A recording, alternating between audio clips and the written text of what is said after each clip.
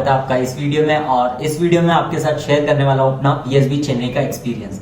तो रिसेंटली मैंने CG cat exam दिया था, जो कि कोस्ट गार्ड का रिटर्न एग्जामिनेशन होता है, लाइक एफ कैट और CDS before SSB.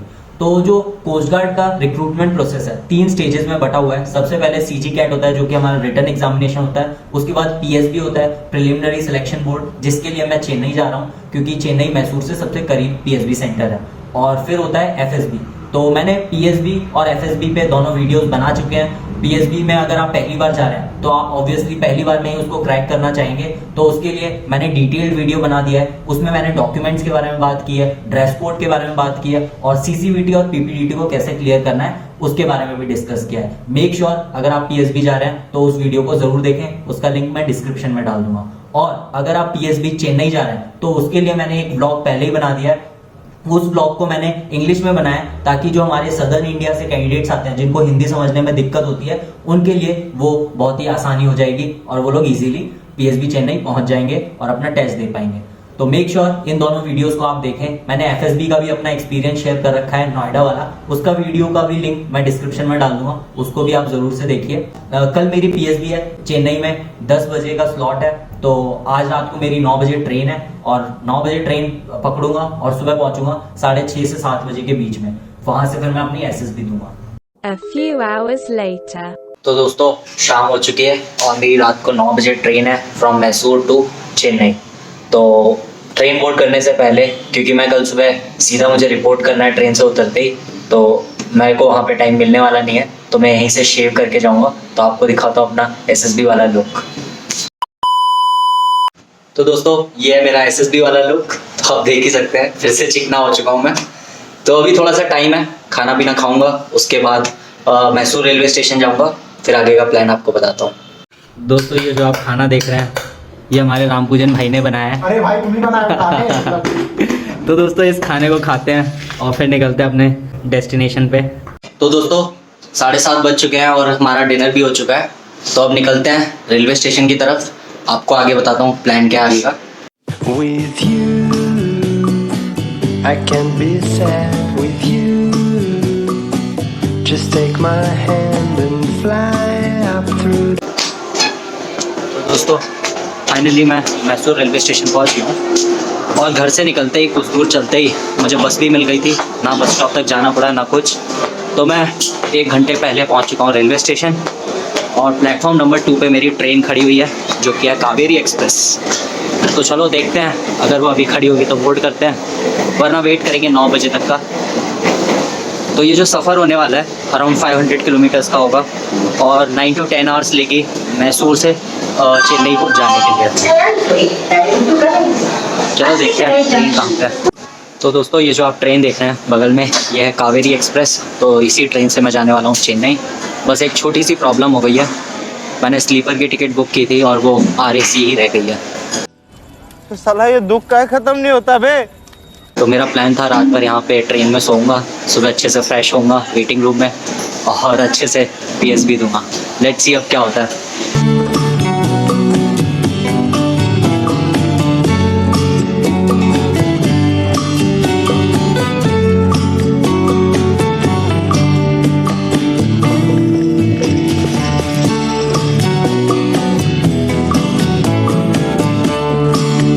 The next day.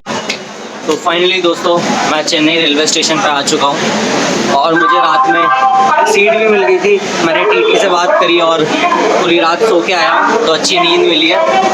इतने तेजस्वी लोग हैं हमारे पास। तो अभी जाऊँगा मैं वेटिंग रूम में और नहाऊंगा धोऊंगा, तैयार होऊंगा एसएसबी के लिए, फिर मैं आपको बताता हूँ।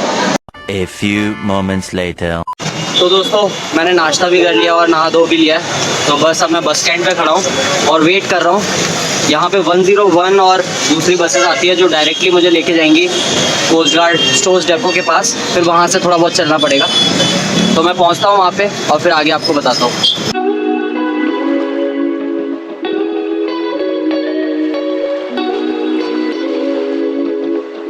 A few hours later. Name and native. And I am from Chennai only. My name is Deepak. My name is defense aspirant. You got recommended for NCC. Only one. One recommendation is enough. What about you? My name is Samir Ahmed from native Thoothukudi, especially from Moraguri. And I just now got screening for the FSB. Congratulations to us. Yeah.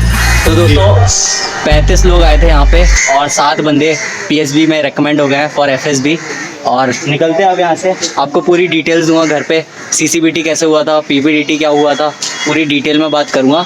तो पहुँचते हैं, train पकड़ते हैं यहाँ से और पहुँचते हैं घर पे मैसूर। तो दोस्तों अब बात करते हैं अपने इंडियन कोस्ट गार्ड के PSB चेन्नई के एक्सपीरियंस के बारे में। तो सबसे पहले बता देता हूँ कि जब मैं MGR सेंट्रल रेलवे स्टेशन पहुंचा था तो वहां से हम लोग कोस्ट गार्ड PSB कैसे पहुंच सकते हैं। तो आपको अगर आपको रैपिडो या ओला यूज करनी है तो आप वहां पे ना अपना ड्रॉप पॉइंट डाल सकते हैं, डेस्टिनेशन डाल सकते हैं coast guard store depot Chennai, तो ये आपको सीधा वहां लेकर जाएगा। इस बार मैंने क्या किया था, लास्ट टाइम जब मैं PSB चेन्नई गया था तब मैंने रैपिडो की थी, लेकिन इस बार मैंने सोचा कि इस बार बस से जाते हैं। तो आपको एक 101 करके एक नंबर की बस मिलेगी जो आपको सेंट्रल रेलवे स्टेशन से रोयापुरम तक लेके जाएगी। रोयापुरम में आपको ये बस स्टैंड पे उतारेगी, वहां से वॉकेबल डिस्टेंस पे हमारा PSB सेंटर है, तो आप ऐसे करके आप बस से भी वहां पर जा सकते हैं। इसके अलावा हम लोग बात करते हैं documents check at the gate. तो 4 मेनली डॉक्यूमेंट्स होते हैं जो गेट में चेक किए जाते हैं। उसमें सबसे पहले आता है एडमिट कार्ड, वो आपके पास होना चाहिए, 2 कॉपीज होने चाहिए उसके, वैक्सीनेशन सर्टिफिकेट होना चाहिए और एप्लीकेशन फॉर्म की भी 2 कॉपीज होनी चाहिए और फोटो ID कार्ड होना चाहिए जो भी आपने एप्लीकेशन के टाइम पे अपलोड किया था। इसके अलावा बहुत सारे डॉक्यूमेंट्स चाहिए होते हैं जो मैंने अपने प्रीवियस वीडियोस में भी डिस्कस किए हैं, तो उनके बारे में मैं डिटेल में डिस्कस नहीं करूंगा, लेकिन मैं एक चीज की स्पेसिफिकली बात करना चाहूंगा, कास्ट सर्टिफिकेट की। क्योंकि कास्ट सर्टिफिकेट क्या हुआ था, जब ये हमारी PSB हुई थी हम लोग सेलेक्ट हो गए थे, उसके बाद out of 35 candidate 7 people got recommended for FSB। उनमें से 7 में से एक बंदा था जो मेरे साथ SSB भोपाल में भी था, SSC टेक एंट्री में। तो उस बंदे के साथ क्या हो गया ना, उसका जो कास्ट सर्टिफिकेट था वो स्टेट का था, लेकिन यहाँ पे हम लोगों को चाहिए सेंट्रल गवर्नमेंट का सर्टिफिकेट। तो उसको after getting selected for FSB उसको डॉक्यूमेंट आउट कर दिया। तो आप देख सकते कितनी इंपॉर्टेंस है डॉक्यूमेंट्स की। तो मेक श्योर आप डॉक्यूमेंट्स में कोई भी गलती ना करें, और मेरी प्रीवियस वीडियो है जिसमें मैंने डॉक्यूमेंट्स के बारे में डिस्कस किया, उसको आप अच्छे से देखिए और डॉक्यूमेंट्स में बिल्कुल गलती ना कीजिएगा। इसके बाद दोस्तों बात करते हैं अपने फेज 1 के बारे में। आफ्टर डॉक्यूमेंटेशन हम लोगों का फेज 1 स्टार्ट हो जाता है, जिसे हम CCBT कहते हैं। ये मेंटल एबिलिटी टेस्ट होता है। इसमें क्या करते हैं, प्रोजेक्टर के थ्रू हमारे सामने एक स्क्रीन होती है, उस पे क्वेश्चंस को प्रोजेक्ट किया जाता है और हम लोगों को हर एक क्वेश्चन के लिए स्पेसिफिक टाइम दिया जाता है और उसी स्पेसिफिक टाइम में हम लोगों को सॉल्व भी करना है उसको और OMR में मार्क भी करना है। तो हमारे जो नंबर ऑफ कैंडिडेट्स थे वो 35 रिपोर्ट किए थे और जो CCBT था सभी ने क्लियर कर लिया था। तो मैं आपको बताना चाहूंगा कि यार CCBT पे ना ज्यादा फोकस मत कीजिएगा, क्योंकि जब CG CAT नहीं हुआ करता था ना तब CCBT बहुत मायने रखता था, क्योंकि तब फिल्टर करने के लिए CCBT को यूज किया जाता था। लेकिन अब CG CAT आ गया है तो most of the candidates filter out हो जाते हैं CG CAT से ही, तो CCBT में ज्यादा लोगों को फिल्टर नहीं किया जाता है। तो हमारे सारे कैंडिडेट्स को PPDT देने को मिल गया था।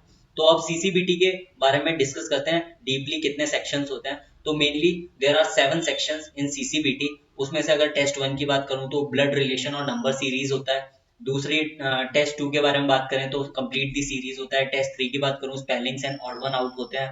Number of words from the given words ये होता है टेस्ट 4। ये बहुत ही टाइम कंज्यूमिंग होता है और ज्यादातर लोगों के इसमें गलती होते हैं, तो मेक श्योर कि आप इसमें टाइम वेस्ट ना करें और ऊपर की जो भी क्वेश्चंस है आपने जिनको अच्छे से गोला नहीं मारा है उसको अच्छे से डार्कन कर लें इस टाइम में। फिर उसके बाद आता है test 5 mirror images with rotation. ये भी बहुत ही स्कोरिंग और इजी क्वेश्चंस होते हैं।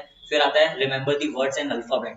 ये भी बहुत ही इजी और स्कोरिंग होता है। इसके बाद आता है अल्फा न्यूमेरिक सीरीज। इसमें भी आप बहुत अच्छा स्कोर कर सकते हैं। ये जो टेस्ट 7 होता है इसमें 20 क्वेश्चंस होते हैं और बहुत ही इजी क्वेश्चंस होते हैं, तो ये बहुत ही स्कोरिंग होता है।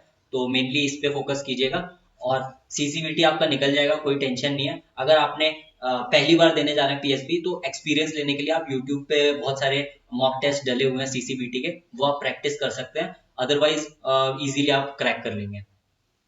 दोस्तों फिर CCBT के बाद आता है हमारा सबसे important test PPDT, that is picture perception and discussion test. तो इसमें जो पिक्चर हमारी आई थी बहुत ही अलग थी। इसमें क्या था, 3 फीमेल थी आपस में डिस्कस कर रही थी और बिल्कुल एग्जैक्ट पिक्चर मुझे इंटरनेट पे भी मिल गई। तो यही पिक्चर आई थी हमारी PPDT में। तो इस पे क्या था ना, मैंने जो स्टोरी बनाई थी उसके बारे में डिस्कस करते हैं। तो मेनली मैंने जो मेन कैरेक्टर था उसको मैंने यहाँ पे देखा था, 21 एज थी और वो पॉजिटिव मूड में थी और उसको मैंने सर्कल कर दिया था। एक फीमेल यहाँ पे थी, वो भी 21 थी, वो भी पॉजिटिव मूड में थी। एक फीमेल यहाँ पे थी, वो भी 22 ले लो, और वो भी पॉजिटिव मूड में थी। और मैंने क्या बनाया था, इसकी जो एक्शन था इस स्टोरी का, वो था organizing cultural fest in college. तो मेरी स्टोरी के बारे में देख लेते हैं। Shalini Pandey 21 was BTech final year student in MMUT and also a member of cultural sign-on. Seniors gave her the opportunity to organize a cultural fest.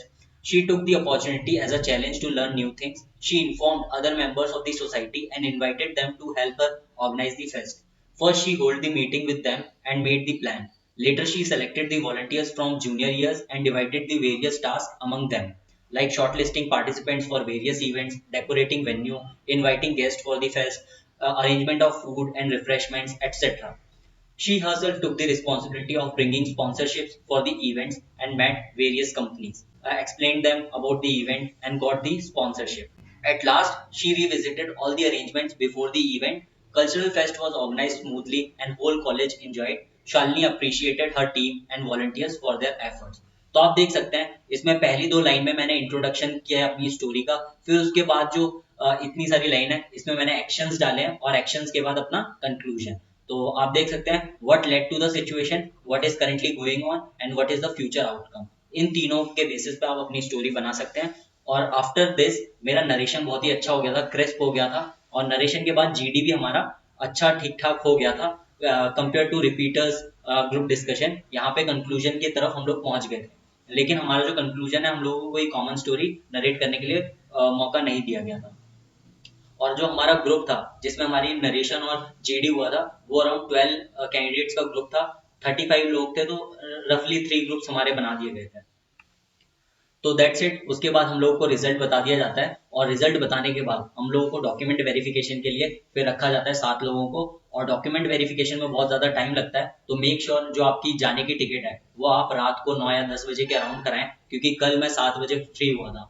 तो आप देख सकते हैं इसके अकॉर्डिंग ही अपना टाइम मैनेज करिए और मेक श्योर कि आप डॉक्यूमेंट्स में कोई गलती ना करें, क्योंकि सिलेक्शन के बाद आप डॉक्यूमेंट आउट होते हैं तो उसका दर्द एक अलग ही लेवल पे होता है। तो अगर आपको कोई भी स्टडी मटेरियल चाहिए पीएसबी एसएसबी से रिलेटेड, तो आप मेरा ये टेलीग्राम का चैनल ज्वाइन कर सकते हैं, इसका लिंक मैं डिस्क्रिप्शन में डाल दूंगा। अगर आपको कोई भी क्वेरी है तो आप मुझे ankur97yadav@gmail.com पे मेल कर सकते हैं। अगर आप मुझसे चैट करना चाहते हैं या टेक्स्ट पे बात करना चाहते हैं तो आप मुझे इंस्टाग्राम पे फॉलो कर सकते हैं, वहां पे हम लोग मैसेज पे बात कर लेंगे और आपकी क्वेरीज को मैं सॉल्व करने की कोशिश करूंगा। Thank you for watching this video, मिलते हैं आपसे नेक्स्ट वीडियो।